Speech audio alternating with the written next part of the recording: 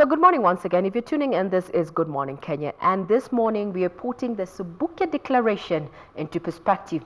Now, to bring you up to speed exactly what the Subukia Declaration is all about is that according to the Kenya Conference by Catholic Bishops, this is what came out, is that contributions to fundraise for projects will only be done via mobile money platform, and it is a move aimed at blocking the political class from donating ill-gotten monies to the church and institutions. That is part of the Subukia Declaration. And with us in studio this morning is none other than the Archbishop of Nyeri, Antony Muheria, to put that into perspective. Good morning. Good morning. Tough speak there by the church, yes, saying that we've been having this conversation. Does the church really have, you've taken that stand, but questions are abound about that particular declaration, and I know there's so much about this declaration. So let's start from there. Yes. My 50,000 shillings, my 100,000 shillings, how will you differentiate if it is ill-gotten monies or not? Let's start from there. And isn't it a bit judgmental, a stand that the church has taken? What's your take? Thank you very much. The Subukia Declaration, which we had in the place of prayer, the pilgrimage place in Nakuru, is a little wider than just those 3 or 4 aspects. Of course, the 7 points which the bishops gave as a way of returning integrity within our church, if you may say, a little bit more of housekeeping, is within a wider context of the fight of anti-corruption. Mm-hmm. And so the church really was an appeal in the Subukia prayer day, national prayer day, on one hand to try and regain the space of sacredness, which I'm sure we're going to speak about a little later. But the declaration that was made there had 7 points. The first referred to what you may say returning integrity in terms of donation. So the first was that we are going towards a cashless Harambee, whereby we are inviting those who make contributions, especially in our fundraisers, to do so through money transfer or M-Pesa or check. This is to, on one hand, remove the cash transactions in the church. The second was also within that context that we are saying gifts given to individual church ministers, bishops, or priests above 50,000 will be accompanied by a letter or acknowledged. So that has to do about keeping our own integrity. And the third was about the audit system. We said, and this is something we already are doing, that on those Harambees we both audit the amounts coming, we'll keep open for public scrutiny, meaning for our audit systems from external auditors for the things which are our projects, but also even in our own churches, we try to be very transparent. So it's a transparency. So these were the first 3 points. The others were to do, therefore, with the things of sacred space, that politicians and political speeches will not be held in our churches. So our churches, no address that is non-liturgical would take place. So there will be no speeches. So that was the other points of regaining the space of the church. And then, more important, and perhaps that has missed the whole context of anti-corruption, was the urge, the call, and the awakening of Christians, our Christians, and all people of goodwill towards the fight and commitment to fight against corruption, the anti-corruption commitment. And in this commitment, we'll do so by having a renewal of our baptismal promises in every Sunday service, and that is to weaken the conscience. So those are the 7 declarations, or the 7 points of the declaration, within a context of the anti-corruption campaign, which the church is going to, for the next 6 months, to be fronting and taking forward. Now, you've given us the 7 points. Yes. Now, maybe we can just demystify so that we can get the whole view of what the Catholic campaign against anti-corruption is all about. Now, let's talk about the 3 that are similarly together. Yes. The issue of the cashless transaction, yes, the audit system for transparency, yes, and the gifts to be accompanied by a letter. Yes. Well, questions isn't the church now taking a judgmental stand? Because how will you differentiate monies collected from Regina and monies collected from Anthony, and what parameters will you use to That is gauge true. what is corrupt and what is not? I agree with you. It would seem judgmental if we understand it in that context. But precisely what the church is saying, this is not about deciding what money can be received and what money cannot be received. This is to regain the space of integrity, to try, because when you have cash, when it comes as cash, it's very difficult to trace it, its source, its reason, and so what happens is that when we say we use the money transfer or we use checks, it becomes easy to trace back that cash in terms of those agents that have that responsibility, so that if there is anything amiss about the source or the use of that cash, which ends up to us, then it will be easy to trace where it came from. But I think the issue here, you can't say if money is clean by just saying it comes from someone or the other. You can't say, as you said, Regina's money is clean. I use this idea, we can have a pH paper that, like we did in chemistry, you touch and you say, sorry, this I can take, sorry, this I can take. And sometimes it's not the amount, it is really the conscience. So the whole campaign has a basis of recalling the conscience of both the recipient and the one given, that I cannot give money that has come from a false source. And that source could be, God forbid, as I said before, a brothel that is little money, or even in the church, someone could have pickpocketed a neighbor and then bring the same money for donation. So we're saying your conscience must direct you that this is worth giving to God. And at the same time, your conscience must direct you that I'm doing this for a good cause and a reason and an intention. So you're right. We can't be judgmental. We can't try to play God. We can't say this particular donation should be accepted, this should not be accepted. What we are trying is to curb other illicit and wrong transaction that could happen around the church, within the church, because in Subukia there was a big aspect of repentance, of conversion, of all. You see, corruption, the problem with corruption is that we are very used to pointing fingers, to say, oh, that person is corrupt. And this sense of corruption has to be understanding it as the sin of the rich. But corruption is not the sin of the rich. Corruption is the sin of all of us. This is a monster we all give food. And unfortunately, some give less, some give more. So all of us are responsible if we have to convert and to conquer this monster. So it's not the financial only, it is a healing that is bigger than that. And that is why the pitch of the bishops against corruption is very different. It's political. It is not within the political discussions. It's political, because we are going towards awakening of a conscience. We're going towards the person given. If you're given, give for the right reason. Don't give so that we praise you. Give silently. Give quietly. Give and ask God to bless you. Don't give and ask us to praise you. That is where we're going. Give for the right intention. Give for the right intention. A call to conscience both to the giver and the receiver. Yes. Now, unfortunately, the church has found itself in a situation. And the church, even looking at our history, the church has been an integral part in terms of our politics and our governance. Yes. In the 90s, the church has been vocal, especially in checking the excesses of the government. Yes, there have been claims that right now is that the church is playing to the fiddle, to the music of the politicians. What is your take on that? Because we're seeing veterans, and if we can quote Timothy Nyeri saying that is that the church now is playing to the music, to the tune of the politicians, instead of standing firm as to what, rather checking the excesses of the government and rather politicians, naming what they did, the Ndigi Mwananzeki, what they did themselves, him himself as Timothy Nyeri. What is your take on that?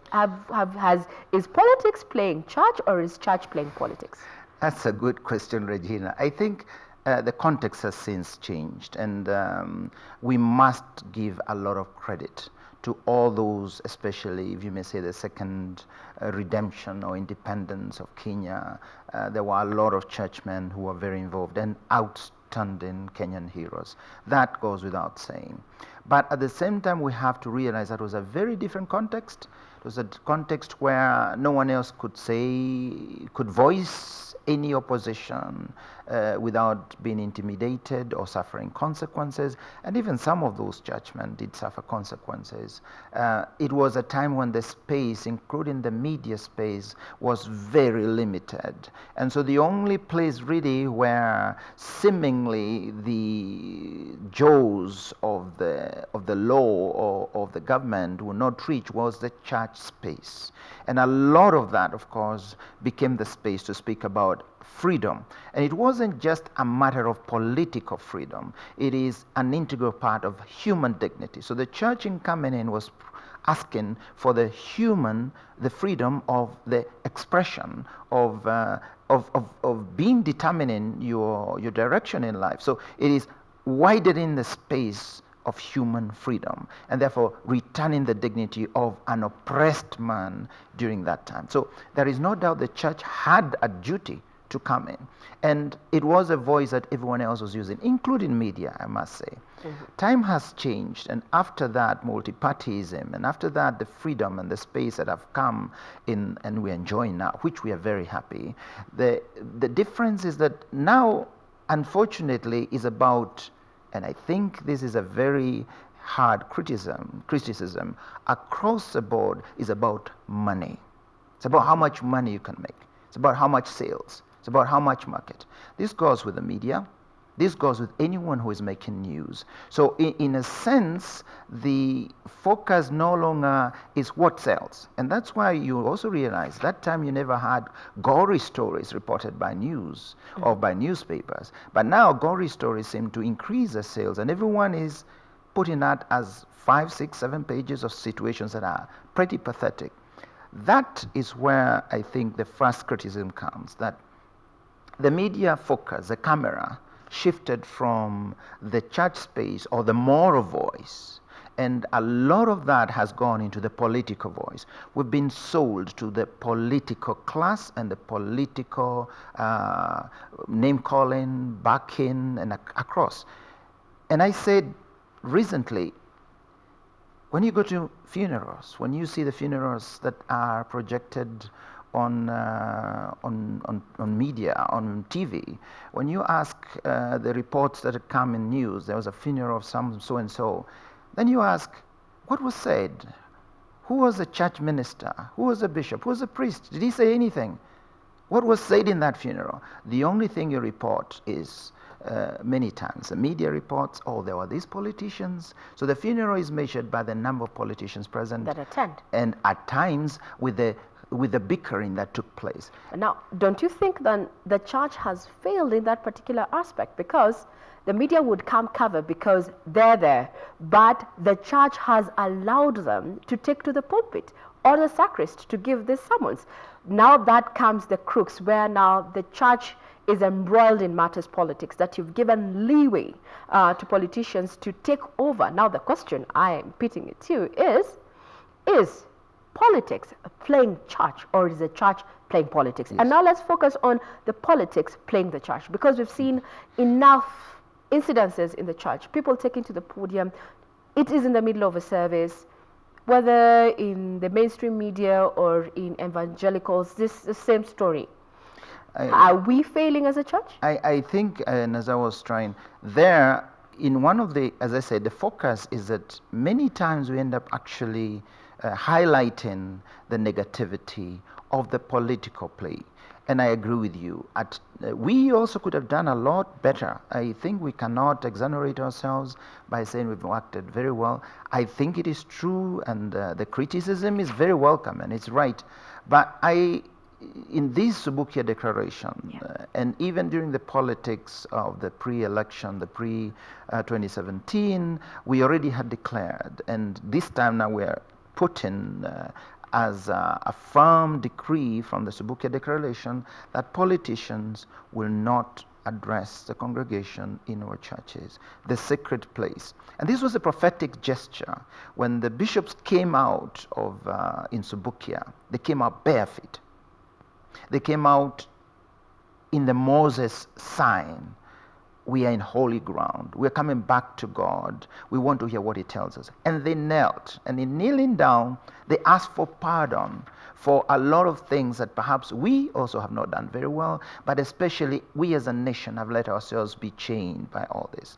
So the problem is at times, and it is true, we have let the politicians, for whatever reasons, take on and come and speak within our gatherings.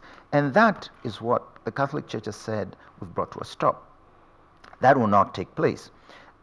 But besides that, I also want to say that there has been a lot of pressure from a lot of these politicians to come and use this fora in order to reach their own ends. And the fora is not only the church space as in the church office or the church building, but many times has been just gatherings of Christians. Any gathering becomes the target of many of our politicians. But having said that, I think the target of the church is not the politicians. The target of the church is apolitical, meaning we want to say this is holy ground. We seem to have forgotten what church is. We seem to have focused too much on expectations, even funerals, as I said. So we are bringing the worth of funerals have been now measured by just human parameters. Forget about human parameters. This is God's space. Let's give it back. And it's not only the church as such, it is also the human conscience. The heart of we humans is also sacred ground, and we should not let be taken over by the greed that has controlled us. I go back to what I said. Money, underlying factor. Money in terms of everyone who sees this is going to give me a little more income, and therefore I will pitch it this way because this is be more marketable. So we also, even in our own church organizations, in trying to do great things, sometimes have been read by the parameter of let's gather or let's collect as much money to do this project, and the sooner, if we do it quicker, then we are more successful. And we forget the biggest project that the church has is a project of the soul, is a project of society, is a project of moral parameters and values in society. It's not the buildings we do, it's not the churches, it's the health. All those are meant to facilitate the bigger project. Now, if we lose that focus, and sometimes we must also accept at times we have lost a little bit of that focus. Not always, but sometimes. And it has been taken over by other concerns that are more worldly, more secular. So the Subukia Declaration, the Yes. 5 points, the 7 objectives that points, you have highlighted, are basically calling us to return to God, to look at the church as a holy ground, and that we can speak up to the evils or the excesses of government and leadership. Precisely. It's going to run. Maybe you can just take us through how long is this campaign going to run? This campaign is going to run for 6 months, and it is meant to go down up. Most of the other campaigns, which are anti-corruption campaign, has been a little bit of pointing people, is a little bit of calling. It's been more or less focused on systemic healing, which we feel is not just about getting the justice system working better so that we have more people convicted and sent to jail. That is good, but that does not heal the human rot, the rot of the heart. We feel that it should come down up, which means we want to sensitize every person of goodwill, every Kenyan who has believe in God, who fears God, who respects God, any believer, and start with our own Catholics, that let's awaken our consciences. Let's remember that the small things that you can say we know are wrong. I can't slap a little child who comes, I can't slap them, and I know why, because it's wrong. My conscience tells me it's wrong. That I understand. But when you tell them, can I bribe a policeman, can I bribe, people start negotiating. Yeah, gray areas around that. Corruption is becoming an integral part of our lives. It's becoming acceptable. Yeah, acceptable. Even it's a norm. Untruths. When I tell you a lie, okay, fine. Bishop was just saying, no, it's a lie. So we have even used names that reduce the gravity of the ill or the sin, if we may call it. We don't want to speak about stealing. We don't want to say this person is a thief. We just say, well, this person, perhaps he has misappropriated the public funds. Well, that's a thief. As we term it, it's a hustler nation. That's a thief. A person who misappropriates steals. If I misappropriate the funds of the church, I've stolen from the church. We have to call things by their names. But going back to what I was saying, that in this context, therefore, we intend during this 6 months to awaken the conscience of the Kenyan, to say, first, once I recognize I'm speaking on holy ground, once I recognize that my point of reference is God, I can propel forwards to stand up for what is right, that I'm ready to suffer even some of the things I wouldn't obtain because of righteousness. That we are calling, and it's an appeal. We didn't do it as a command. We are appealing. We're saying, listen to God's voice, like in Holy Mountain, Mount Sinai. Moses was told, remove your shoes, for where you're standing is holy ground. And then he got the commandments. He was told, these are the 10 commandments. And he bowed down and went to the people and said, this is what God has told us. Are you willing to follow? And the people said, yes, we are willing. And then he blessed them. And he said, then the God will walk with you. And this is the calling we are saying, that God wants to walk with Kenya. We just celebrated great things about our nations. I mean, we are one of the greatest nations. You go out there in other places, oh, it is a country of Eliud Kipchoge. Wow, it's a country of Bridget. Yes. Wow, we all celebrating. Several things to celebrate about. But at the same time, we're not able to pull ourselves up and say, what we should celebrate is the country of integrity. A country where really people respect one another, a country where you can operate without having to make shortcuts, a country where you follow the law, a country where we respect one another. So this is where, if we awaken the conscience, it's not only about the corruption of money, it's about the corruption of relations, it's about the corruption of that there is no nepotism, it's about the respect. You see, if I use my position, if I use my position in order to somehow take advantage of you because I'm in this position, then I'm very corrupt. Whatever amount of ill that happens, or whatever might happen, is that I have misused my position. Your position. Now, in some quarters, some people believe that it's a high time, actually very radical though, that the Pope Francis, who is very termed as progressive, outgoing, initiated reforms so that the canon law actually, so that we can have more priests, allow more priests to join politics and other levels of governance, so that they can turn around the various places there. What do you think about that? The first thing is the greatest critic on Kenyan soil, I would say, against corruption was Pope Francis. When he came here in 2015, the address he gave in Kasarani was impressive, and he was addressing young people. And the young people are really the ones who are really going to redeem us from this monster and this ill, this virus, if they can only take to heart, because they are fresh, they're energetic, they have ideals, if we only can channel them along there. But the Pope was very strong. In the presence of the president, in the presence of the governors of this country who were there in Kasarani, he said, this ill, we must attack it. This it hurts the corrupt person and it helps the corrupted. It is the one which is bringing misery. So the Pope Francis, the first is to say he is at the base of even this impulse of the anti-corruption campaign that the church is really taking to heart. It's something we've been reflecting over, and we want to really put it into effect. But the second point you say, do you think having priests in leader positions of power would actually change dynamics in as far as governance is concerned? It has been done elsewhere. It has been done. I will turn that a little bit. I'll turn that a little bit. Many times we want to think of church as priests and bishops, but church is not priest and bishop. Church is every single faithful in the church, and each one of us have our role. I as bishop, the priest, the religious, and the layperson is very much a member of the church, as is the bishop. And when we speak about the church's action, and this is why even this anti-corruption campaign is at the grassroots, we are saying, hey, you mama at home, hey, you mzee who is in the farm, hey, you politician who is in politics, who is a Catholic, who is a Christian, hey, you business person, lady who is doing... You have a mandate.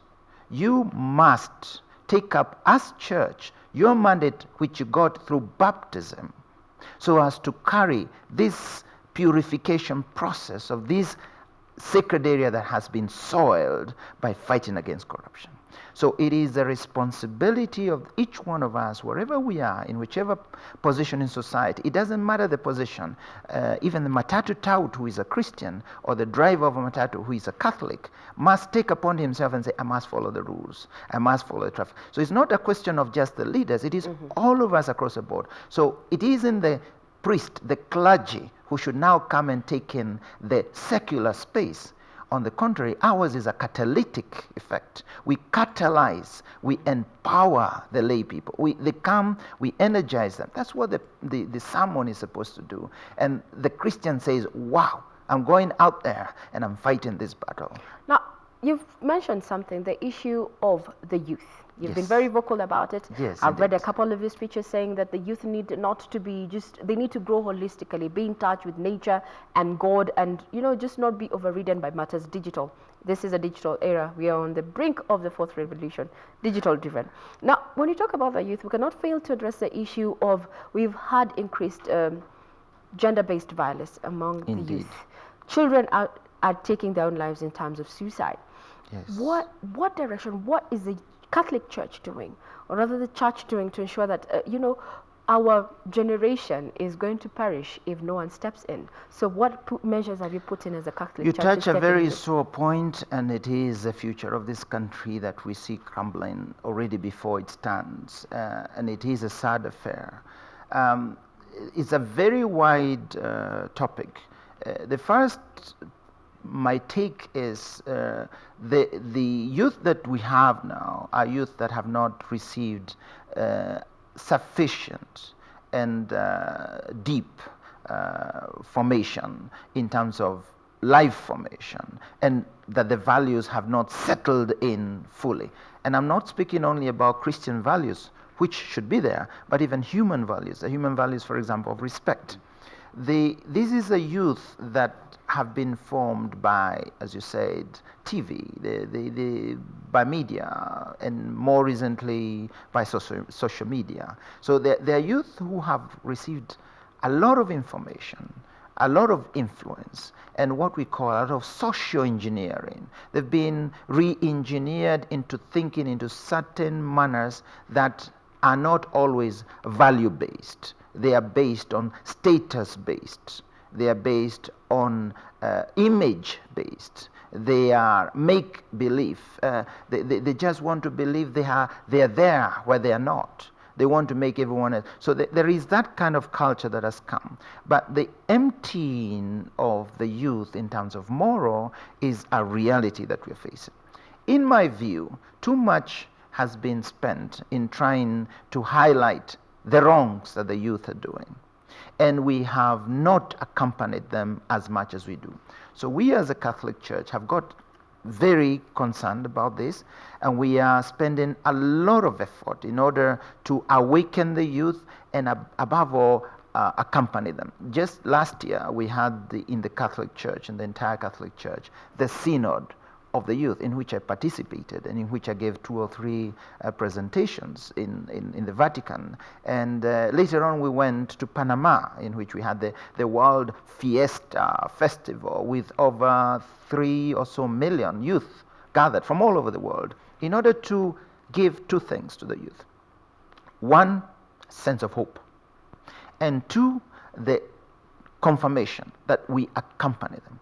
Our youth need accompaniments. Our youth need icons, need role models. But it's not role models that you look up to, role models that you sit with, that you can interact with, that they can release their negative energies and explain to you what is happening, and you can listen to them and encourage them, not to chide them, not even to too much give them just counsel. It's accompaniment. So we are putting a lot on accompaniment of the youth. This is what, for example, we're doing at the national level, where I'm in charge of the youth ministry, and also at our individual dioceses. Most of the bishops are spending a lot of time with the young people. That is a big, big, big area of concern. The second is the youth, unfortunately, in spite of all the social activity, are very lonely. Personally, they are unable to relate freely about deeper things, because it's all about the externals. And they need someone who is able to listen, who is able to be a real friend. In these times when you have maybe 3,000 Facebook friends, the real friends are very few. The youth find themselves lonely, and the youth find themselves desperate.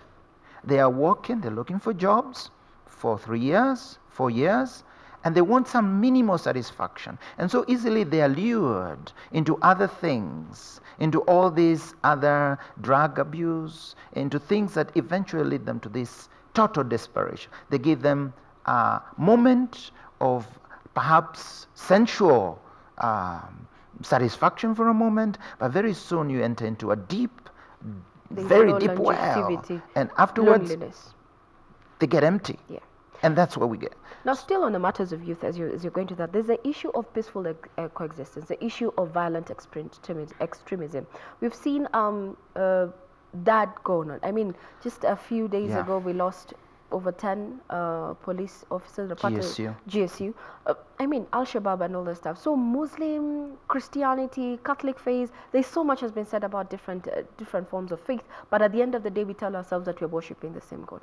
Coexistence in this different, worldviews about the same thing. How do we go about it? What we were saying, we call ourselves believers.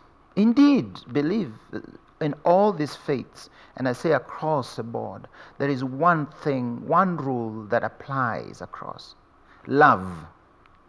Charity, we call it in our church. But basically it's love. That may come in terms of respect.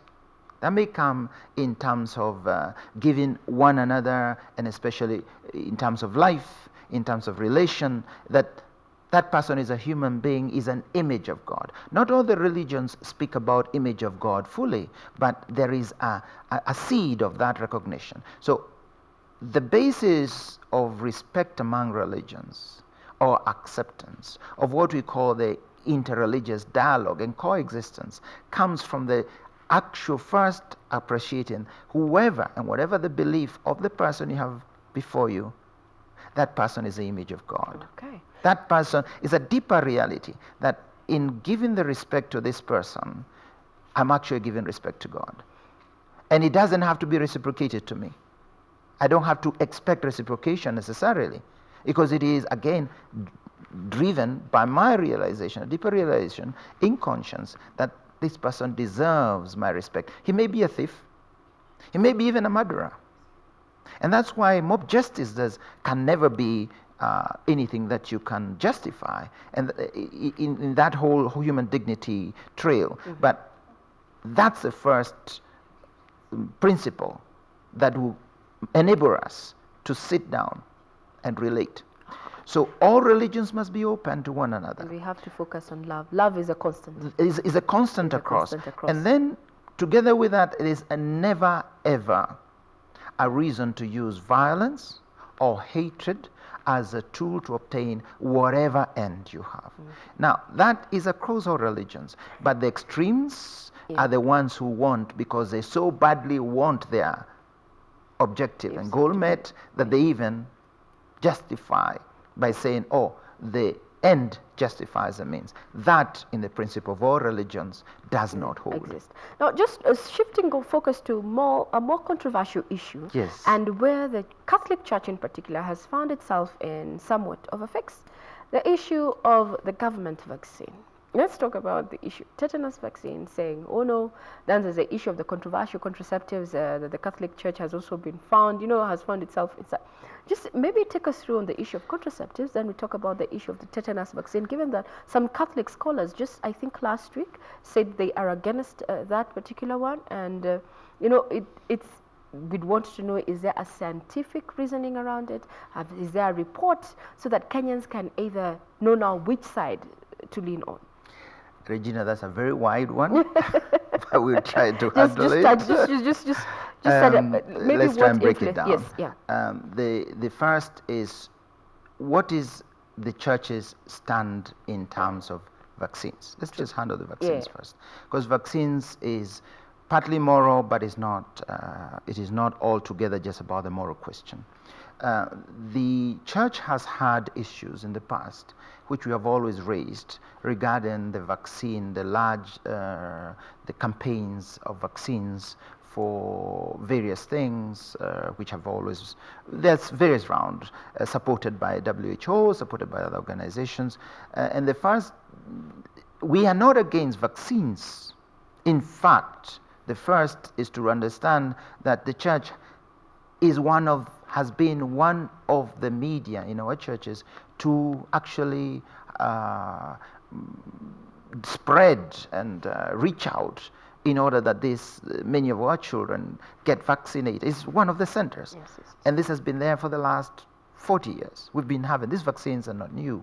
But there are certain rounds of vaccines that did come, and we had issues about the particular vaccine campaign that came. And we raised those issues. Having discussed with the Ministry of Health, and raised it and had many to's and fro's.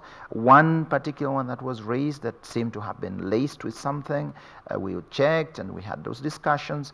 Finally, the church, together with the government, the Ministry of Health, decided, why don't we, very reasonable, why don't we have a committee that every time there is a round of vaccines, we have our doctors on that committee and you have your experts on that committee. They do common testing and they make sure it's not only about the contraceptive content it may have, but the other negative and more serious challenges a vaccine can have. Can we look at it and find it safe for use? And once that team accepts it's safe for use, then we're good. And that committee does not have to come to the media, doesn't have to say, it's done as a regular thing. So there is a standing committee that the Ministry of Health has, in which there are 3 of our doctors who work on it and who give us feedback about what that vaccine has passed or has not passed, etc. And so far there's been a very good working relations. That is the position of the Catholic Church. Some people may come and claim to be Catholic and claim to have a Catholic background, as Catholic scholar, but those do not speak on behalf of the Catholic Church. And so in such cases, I always I would direct the media to ask who is speaking for the Catholic Church. The Catholic Church is a bishop charged with that, or the bishops' conference, and there we have several of those declarations and statements made. So that's on one hand. That's regarding the vaccines. So we should not make it a great debate or make it a crisis. Let's study it scientifically. We cannot just raise suspicion. Just like that. So we should go to the labs, find out, is it or is it not? And we have people who have given that charge. So I think those are the ones who will be able to tell us, and those who have been charged by the Catholic Church to do that on our behalf. The second part, which I said, and I don't want to spend too much time on it, it's again the moral ground. We insist it's sacred ground. The ground of the heart is sacred ground. The ground of the conscience is sacred ground. And life is sacred ground.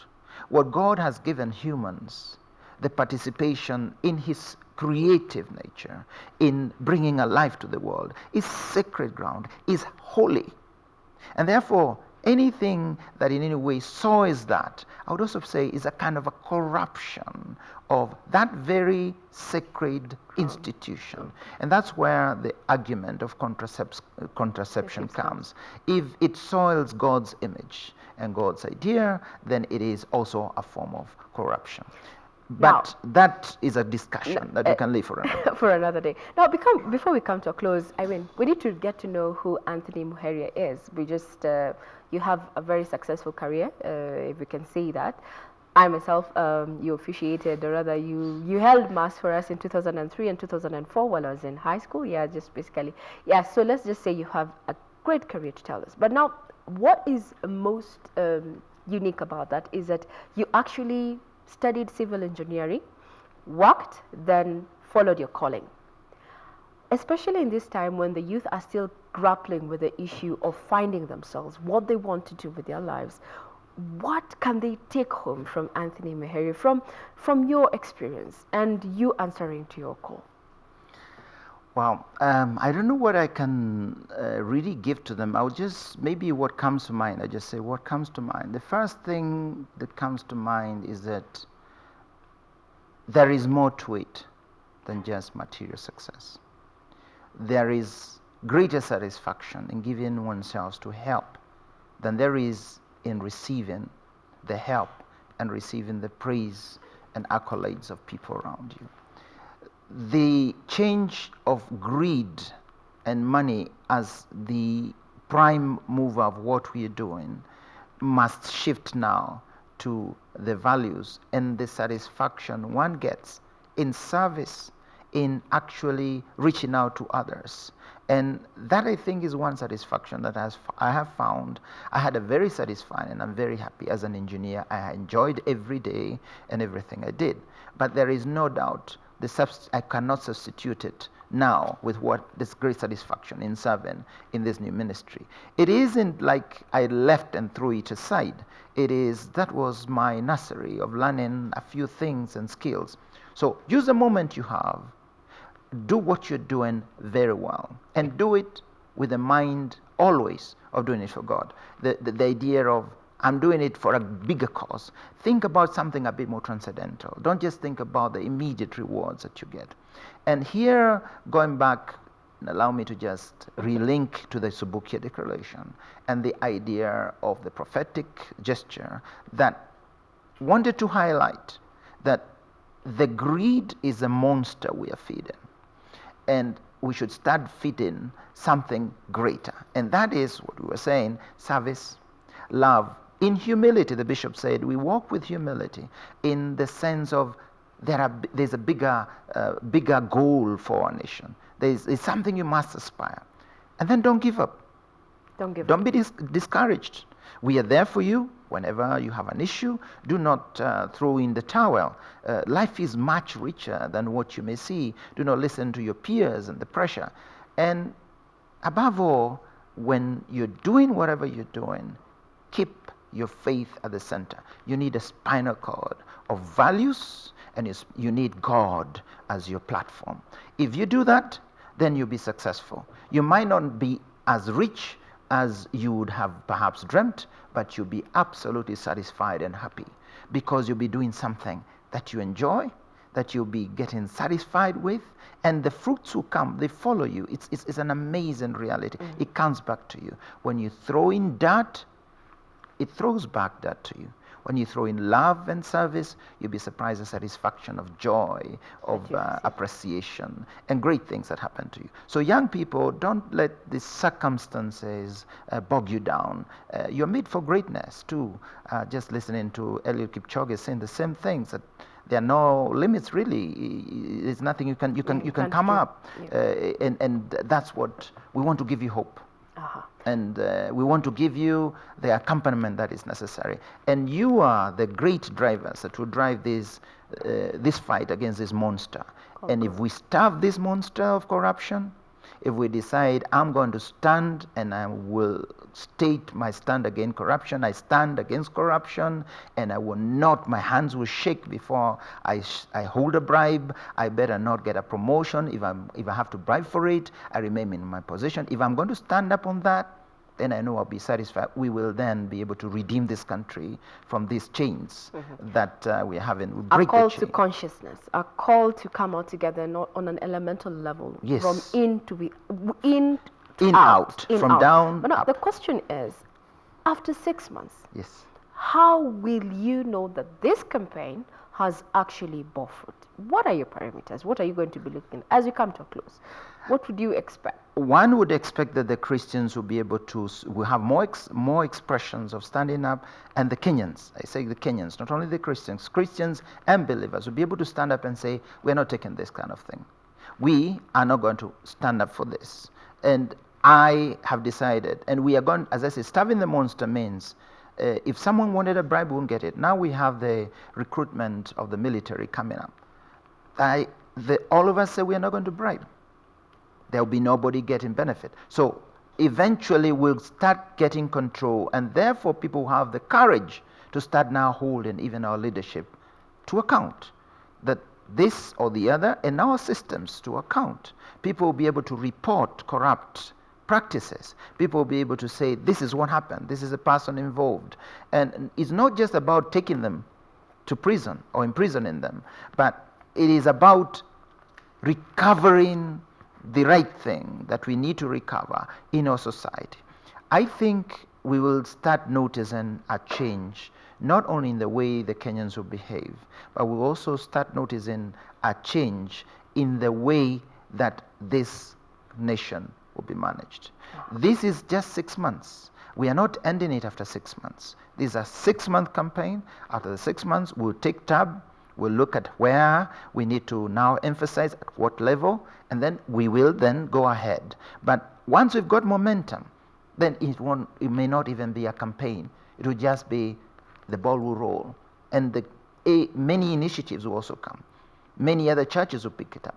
Many other organizations will pick it up. And then we'll have a common front against a common enemy. And this enemy is this monster of corruption. Very well said. If you've been tuning in, this is KBC Channel 1. And this morning on Good Morning Kenya, we have been talking about the role that the Catholic Church has taken up in the fight against corruption. And we're calling it, or rather they're calling it, Catholic Church is calling it the Subukia Declaration, a 5-point campaign for 6 months that is targeted on stemming what we call the greed, corruption that we are paying the price. Now, just to do a take home of what we've had from our guest, that is none other than the Archbishop of Nyeri, Antony Muheria. He says this is a call to arms of sorts, to your conscience, to you and I, to say that we're not going to take that bribe. We're not going to employ that person we want to employ simply because they're your brother or your sister, basically is working on corruption in out. My take home this morning, believing that I fall also on the youth bracket, is that whatever it is you and I do, let's keep faith at the center. That is none other than Antony Muheria there, who has been taking us through that conversation there, just trying to answer the question, is the church playing politics, or is politics playing the church? Now you have it there. You've heard it from the Archbishop of Nyeri saying that it is the high time that you and I played an active role in the fight against corruption, lest we perish, especially for the youth right now. With what is happening with the youth, we need to set the bar so that the future generation is assured. I'm Regina Manyara Guitar. I hand you over to my colleague Ram Aguko with this morning's next interview, where we're going to be focusing on martyrs' health, while Jane is also on standby to just talk about what women are doing in their various capacities on Women at the Forefront. Do not go away. We'll be right back, and I wish you a great morning ahead. Thank you very much.